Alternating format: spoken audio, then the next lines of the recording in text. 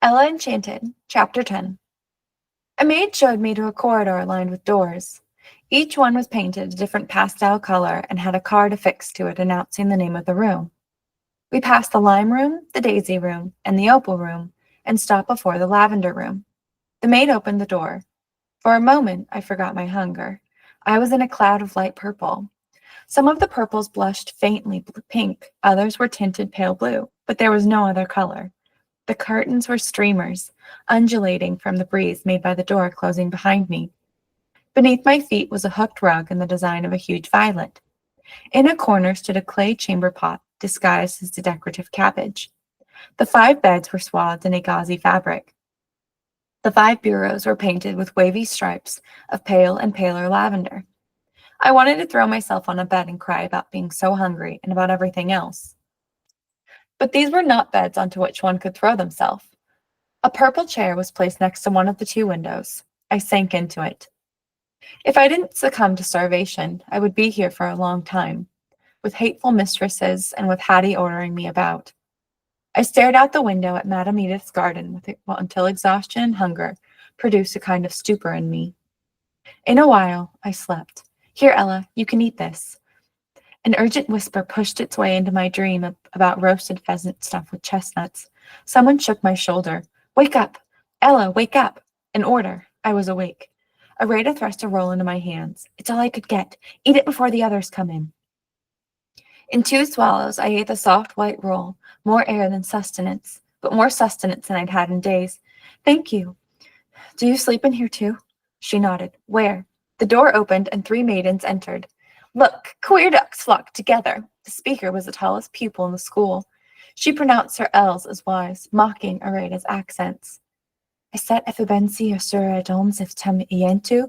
I asked Areta. Is this how they behave at finishing school? Atem so effibensi osura puri. Sometimes they are much worse. Are you from Erythia too? The tall maiden asked me. No, but Areta is teaching me the beautiful Erythian language. In Erythian, you are an Ibwi Unju. It only meant tall girl. I didn't know any insults in Erythian. However, Areta was laughing, which made it seem the worst of epitaphs. I laughed too. Areta collapsed on top of me, and together we shook the purple chair. Madame Edith, the headmistress, bustled in. Young ladies, what do I see? Areta leaped up, but I remained seated. I couldn't stop laughing. My chairs are not made to take such abuse, and young ladies do not sit 2 to a seat. Do you hear me? Ella, stop your unseemly laughter. I stopped mid-giggle. That's better. Since it's your first day here, I shall excuse your behavior and trust that it will have improved tomorrow. Madame Edith turned to the others.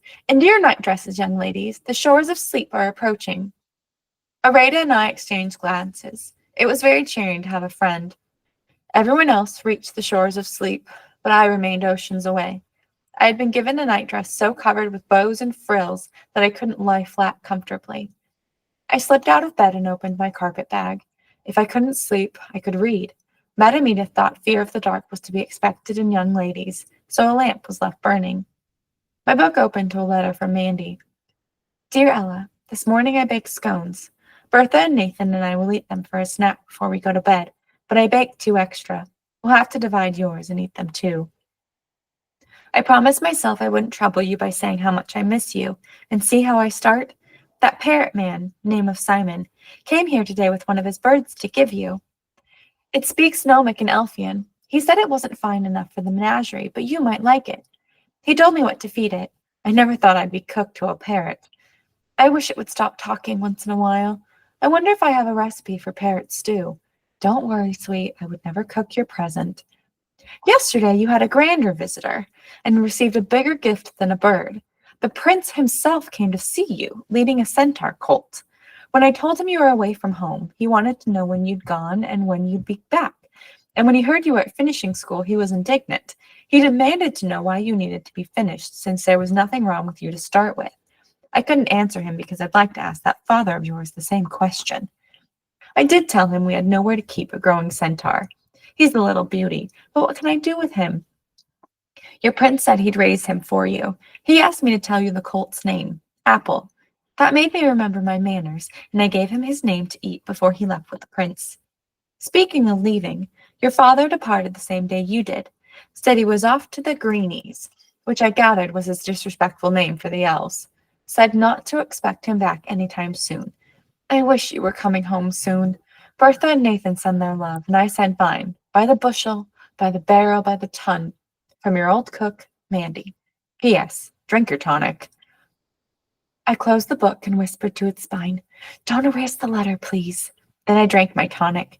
A centaur colt? A little beauty? If only I could see him and pet him and let him know me. The tears that hadn't come in the afternoon came now. Mandy would be desperate if she knew I hadn't eaten in 3 days, and if she knew I was under the thumb of a monster like Hattie. The next morning, music mistress led us in song and singled out my off-key voice. Ella does not notice that there is more than one note, she told everyone. Come here, child, sing this. She played a note on the harpsichord. I wouldn't be able to. I could never carry a tune. What would happen when I couldn't obey? I sang the wrong note. Music mistress frowned. Higher, or we shall send you to a different school to sing with the young gentlemen. She depressed the key again. My next attempt was much too high. One laugh covered her ears. I wished her an earache. Music mistress played again. My temples throbbed. I sang. A little lower. I hit the note. She played another. I sang it. She played a scale. I sang every note. I beamed. I'd always wished I could sing. I sang the scale again, louder. Perfect. That's enough, young lady. You must sing when I tell you to, and not otherwise. An hour later, dancing mistress told me to step lightly. My partner was Julia, the tall maiden who had teased Arada the night before. I pressed on her arms, using her to support my weight so I could step lightly. Stop that! She pulled away. I fell. I heard giggles. Dancing mistress took Julia's place. I couldn't lean on her. I pretended my feet were balloons. I pretended the floor would crack if I didn't move lightly. We stepped, we glided, we sprang forward, jumped back. I wasn't graceful, but I didn't shake the ground. My gown was soaked with perspiration. That's better. At lunch, Manners' mistress said, Don't rap your knuckles on the table, Ella. The king would be ashamed of you. She frequently invoked King Gerald. Tables were forever safe from me. Take small stitches, Eleanor, and don't yank the thread. It's not a rein, and you're not a coachman, sewing mistress said later in the afternoon. I stabbed myself with the needle, but my stitches shrank. It was the same every day. I dreaded new orders. The curse didn't make my change easily. I had to concentrate every second. In my mind, I repeated my commands in an endless refrain. When I awoke, I instructed myself not to bounce out of bed. Leave the nightdress for the servants to put away. At breakfast, don't blow on my porridge, and don't spit out the lumps. On our afternoon walk, don't skip, don't leap about. Once I actually spoke aloud. It was at dinner. Don't slurp, I instructed myself. I said it softly, but a pupil seated near me heard, and she told the others. The only subjects that came easily were those taught by writing mistress, composition and ciphering.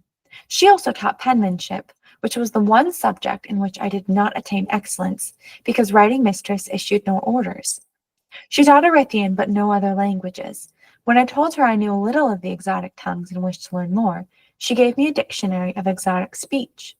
It became my second favorite book, after Mandy's present. Whenever I had time, I practiced the languages, especially Ogress. The meanings were dreadful, but there was an attraction in speaking the words. They were smooth, sleek, and slithery, the way a talking snake would sound. They were words like skybus, delicious, sing, eat, hygiene, dinner, effort, taste, fnu, sour. My progress in all my subjects astounded the mistresses. In my first month, I did little right. In my second, I did little wrong. And gradually, it all became natural. Light steps, small stitches, quiet voice, ramrod straight back, deep curtsies without creaking knees, no yawns, soup tilted away from me, and no slurping. But in bed, before I fell asleep, I'd imagine what I would do if I were free of Lucinda's curse. At dinner, I'd paint lines of gravy on my face and hurl meat pasties at Manners' mistress. I'd pile headmistress's best china on my head and walk with a wobble and a swagger till every piece was smashed. Then I'd collect the smashed pottery and the smashed meat pasties and grind them into my perfect stitchery.